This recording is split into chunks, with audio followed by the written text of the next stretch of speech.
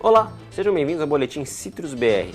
E hoje, conforme prometido alguns programas atrás, nós vamos exibir um bate-papo, uma conversa que eu tive com o professor Marcos Fava Neves, titular do Departamento de Economia e Administração da FEA-USP de Ribeirão Preto. Como de costume, o assunto é o consumo de suco de laranja nos 40 mercados prioritários para os quais o Brasil exporta. E nós vamos observar algumas das descobertas do professor Fava Neves, que tem estudado esse assunto já há algum tempo. A gente vai olhar aí um pouco o que ele falou e daqui a pouco a gente volta para conversar.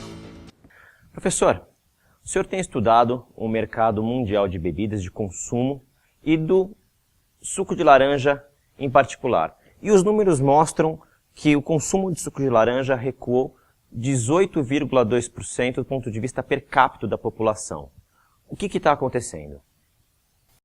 Bom, então é importante falar primeiro que o suco de laranja ele não observa o comportamento das outras commodities que o Brasil produz e que vem dando um show aí de exportações, né? As nossas exportações de comida, de produtos do agro, elas pularam de 20 bilhões em 2000, né, para 100 bilhões agora. O suco não acompanhou isso porque ele tem a concorrência de outros produtos principalmente. O que a gente não observa na soja, no milho, nas carnes, a partir que as pessoas têm mais renda, elas começam a consumir esses produtos, né? E sempre vão no crescente. No caso do suco, isso não acontece, lamentavelmente. O suco de laranja se tornou um produto caro, a gente pode dizer que ele está virando um produto premium? Ele tem que ser percebido pela população como um alimento líquido, pelo conteúdo que ele tem. Mas a população não percebe isso e o fato de novas bebidas serem lançadas diariamente, sucos de outras frutas, sucos de vegetais, águas com sabor, chás, elas entram em cima de um consumo que tradicionalmente seria de suco de laranja. Então essa é uma outra característica complicada dessa commodity. O senhor também mostra que nos últimos 10 anos, 363 milhões de caixas deixaram de ser consumidas na forma de suco de laranja. O que isso significa? Perda enorme de renda, né? Porque se a gente tivesse como estávamos lá para trás, você teria milhões de caixas a mais sendo produzidas por ano, que geram compras de insumos para produzir essas caixas, geram renda para o citricultor. É uma coisa muito ruim, porque é parte de renda que vem se perdendo, né? Para o citricultor, o recado principal é o que a gente vem falando há 15, 20 anos. Nós temos que investir pesadamente em questões de eficiência, porque o preço da terra é mais alto. Hoje, o custo das pessoas é muito mais alto. O Brasil vem perdendo competitividade por causa do aspecto gente. Então, a busca é incessante pela eficiência de produção para conseguir sobreviver nesse mundo onde o consumo é declinante, o supermercado cada vez mais concentrado e colocando pressão em cima de quem produz a bebida, os invasadores europeus também se concentrando e não são exclusivos de suco de laranja, isso que é importante, né? Os invasadores são multibebidas, então eles tendem a trabalhar a bebida que dá para eles a melhor rentabilidade, né? Então esse fato todo hoje joga uma série de nuvens aí em cima da produção citrícola que a resposta é a busca incessante pela eficiência. A concentração no consumo de suco de laranja também vem aumentando. Segundo os dados que o senhor estudou, os 5 maiores países eles já representam 61% do consumo. O que a gente pode falar sobre isso? Você tem praticamente o que a gente sempre estuda, são 40 países que dominam quase todo o consumo de suco. Não precisamos perder tempo com os outros países, né? E nesses países o destaque principal é os Estados Unidos, né? Os Estados Unidos é de longe o maior consumidor, depois você precisa juntar 4 ou 5 países para dar o tamanho dos Estados Unidos, né? E é onde a gente observa a maior queda, lamentavelmente. É um mercado puxador de suco 100%, ou seja, sólidos solúveis, né? Não é um consumo grande de néctares como a gente observa em mercados como a China e outros mercados que vêm se desenvolvendo. Isso significa menos caixas de laranja sendo necessárias no Brasil para suprir o consumidor americano. Então, de todos os mercados, o mais doloroso é esse, porque ele é grande e é o que apresenta a maior queda. E falando um pouco também de mercado americano, a gente sempre lembra do dólar. E nesse sentido, um dólar desvalorizado frente ao real também pode penalizar a cadeia. Qual que é a sua opinião sobre esse assunto?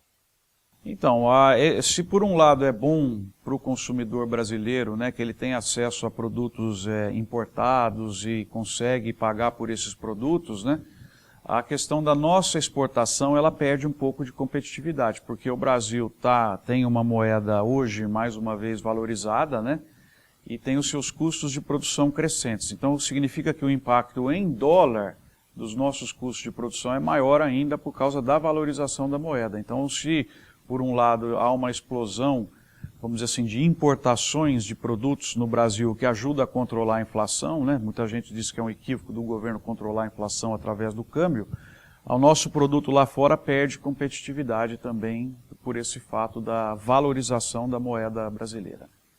E ainda falando do mercado americano, professor, o café da manhã, ele também tem deixado de ser prioridade na alimentação daquele país. O que isso significa para o consumo de suco de laranja, que sempre foi uma estrela do café da manhã, como se costuma dizer?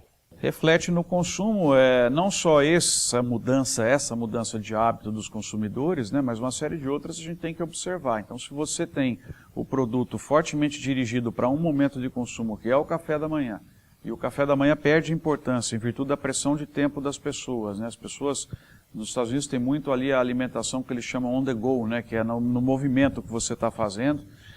Isso interfere no momento principal do consumo do suco de laranja. Então nós temos que pensar em alternativas criativas aí.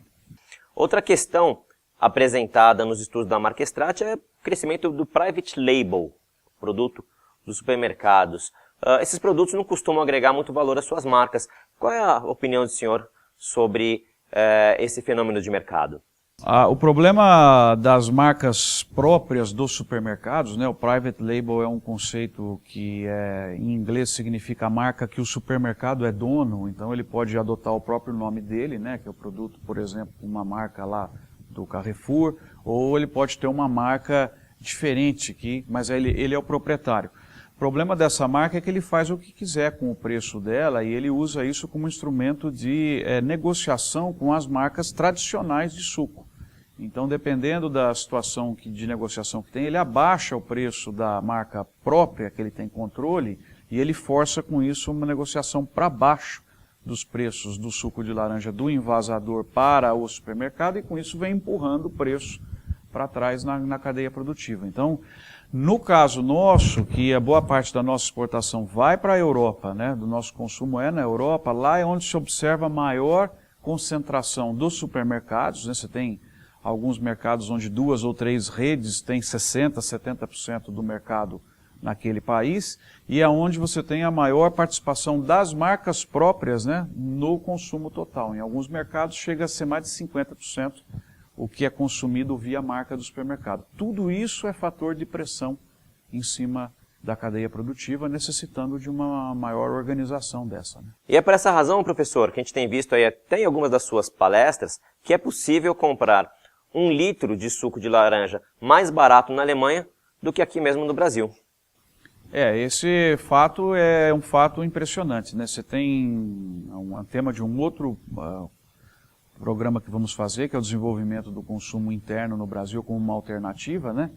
Mas é uma pressão violenta que você tem aspectos tributários também, tem aspectos de falta de escala, né? E até a própria presença ou não de diversas marcas participando desse mercado, né? Então hoje o que a gente observa é que o suco de laranja lá na Europa, ele apresenta uma política de preço que precisava ter um aumento nesse preço desse produto. Isso a gente sabe que vai interferir mais ainda no consumo, né? Então, nós precisamos, é um contrassenso, precisa ter um aumento de preço para remunerar o aumento de custo que nós tivemos na cadeia produtiva. Por outro lado, o espaço para fazer isso é cada vez mais reduzido, porque você não tem uma comunicação adequada feita em cima do produto, o suco de laranja, para dizer que ele é um alimento líquido, e você tem a concorrência com uma série de outras bebidas, e você tem o próprio interesse do envasador, como eu já disse, que ele não é exclusivo de suco de laranja. Então, se o abacaxi está melhor, se a maçã está melhor para ele não vai lutar pelo suco de laranja. O importante dele é vender praticamente embalagens, né, e vender uma série de produtos. Então, esse é um outro complicador. E o fato, professor, de as indústrias brasileiras não terem marcas sendo distribuídas aí no supermercado, no varejo, isso acaba sendo um problema também, não é? É porque a gente não as tem, né? Quem as tem são os grandes invasadores mundiais e europeus. Nós não temos marcas sobre o domínio das empresas brasileiras. Poderíamos ter no mercado interno e mostrar um belo trabalho no mercado interno.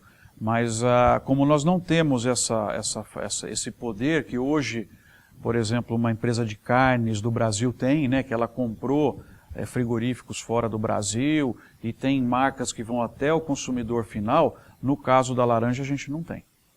E eu sei que o senhor está terminando um trabalho novo, aprofundando aí o detalhamento em relação ao mercado americano. Eu queria que o senhor falasse um pouco das novidades que a gente pode ter nesse novo trabalho da Marquestrate. Não são notícias boas, né? Porque é o mercado que mais consome e é onde a gente observa a maior queda de consumo, e é um mercado onde existe a realização de propagandas específicas sobre o produto, que é um esforço histórico, tradicional, que a Flórida sempre fez, né? Então, é um laboratório fundamental para a gente analisar os esforços de comunicação, se estão ou não dando resultado, o recurso que está sendo investido que é menor, mas as notícias do mercado americano não são boas, não. Um dos dados que o senhor adiantou para a gente é que o consumo de refresco nos Estados Unidos aumentou 51%, o que chega a ser interessante porque Estados Unidos é um país rico e normalmente o que a gente observa é que o aumento de consumo de refresco acontece em países com uma renda menor. Fala para a gente um pouquinho disso. Para nós mais uma reflexão, porque o refresco carrega pouco conteúdo de sólidos solúveis, né? O nosso objetivo principal era desovar o máximo possível de sólidos solúveis por gole que as pessoas dão. E aumentando o teor de produtos ou aumentando o consumo de produtos que têm mais água e menos sólidos solúveis significa um impacto negativo aqui para a cadeia produtiva. Então esse é um ponto, assim, para fechar em relação ao consumo, até anotei alguns números aqui, que a gente pegou os últimos 10 anos, né?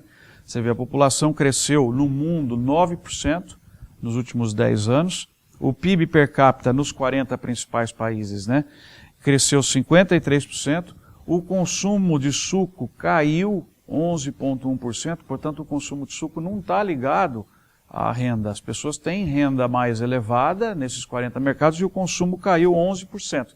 E o per capita, que é o número que você trouxe, caiu 18%, justamente porque você tem mais pessoas, né? Quer dizer, caiu 11% o consumo de suco, 18% per capita, porque nesses 10 anos você tem 9% a mais de pessoas. Então,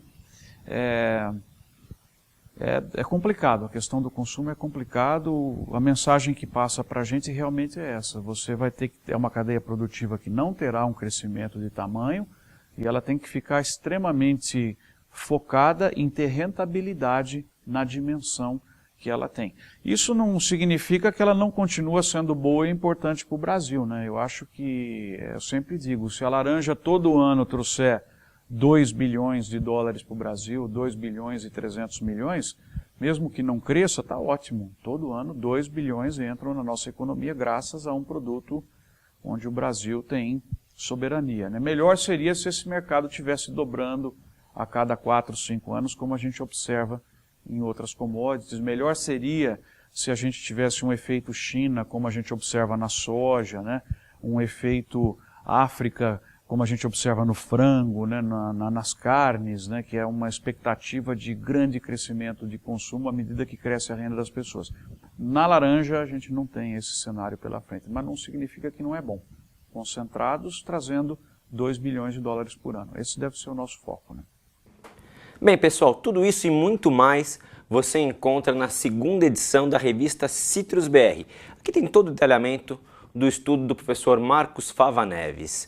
Outra coisa, quem quiser acessar online a revista, é só entrar no site da Citrus BR e fazer o download. E agora eu queria fazer alguns comentários sobre os números que nós observamos aqui nesta entrevista.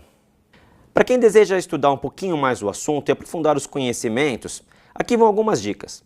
A tabela 1, localizada na página 43, mostra o detalhamento dos 40 principais mercados e a queda de 11,1% entre os anos de 2004 e 2013. Ali você consegue olhar país a país, região a região e entender um pouco melhor o que vem acontecendo. Já na tabela número 2, localizada na página 44, há o cruzamento de dados de exportação da SECEX com os dados da queda de consumo. E o que a gente pode observar é que existe uma grande aderência entre os dois. Ou seja, enquanto a demanda caiu 11,1%, as exportações no mesmo período recuaram 17,8%, um sinal amarelo para o mercado. E aprofundando um pouco mais essa discussão, na tabela 3, também na página 44, a gente pode observar que o resultado disso tudo é que 75 milhões de caixas de laranja deixam de ser exportadas ao ano na forma de suco. Pessoal, a gente costuma dizer aqui na Citrus BR que esse mercado ele deve ser entendido como um grande duto de suco, ou seja, todo suco que sai daqui do Brasil e vai para os locais de destino, seja Europa, Estados Unidos, Ásia, é uma ligação direta, ou seja, quando fecha a torneirinha do consumidor lá no país de destino, acaba sobrando suco do lado de cá, e é o que a gente tem observado nos últimos anos. Outro ponto bem interessante está na tabela número 5, que fala da participação do suco brasileiro nas importações americanas. Enquanto na safra 92-93 o Brasil representava 88,5% das importações americanas, na safra 12-13, ou seja, mais recente, a gente baixou essa participação para apenas 56,4%. E mais detalhes disso você encontra na página 45. Também recomendo uma olhadinha na página 46, em que é possível observar o cruzamento de renda líquida per capita nesses países todos com o consumo de laranja também per capita. O que a gente descobre ao analisar esses dados é que quanto maior a renda per capita, maior o consumo. E isso acaba ensinando para a gente que, infelizmente, o suco de laranja ainda está associado a um maior poder aquisitivo do país de destino. Pessoal, é isso. Mais detalhes, mais uma vez, na revista número 2 da Citrus BR. Há um novo trabalho sendo feito para a edição número 3, que deve chegar logo, também com um aprofundamento do estudo do professor Fava Neves, dessa vez olhando mais especificamente o mercado americano, e logo a gente vai ter aí mais uma conversa com ele para trazer mais novidades e mais detalhamentos de todos esses estudos. Gente, é isso. Agradeço a atenção de vocês mais uma vez e até o próximo programa.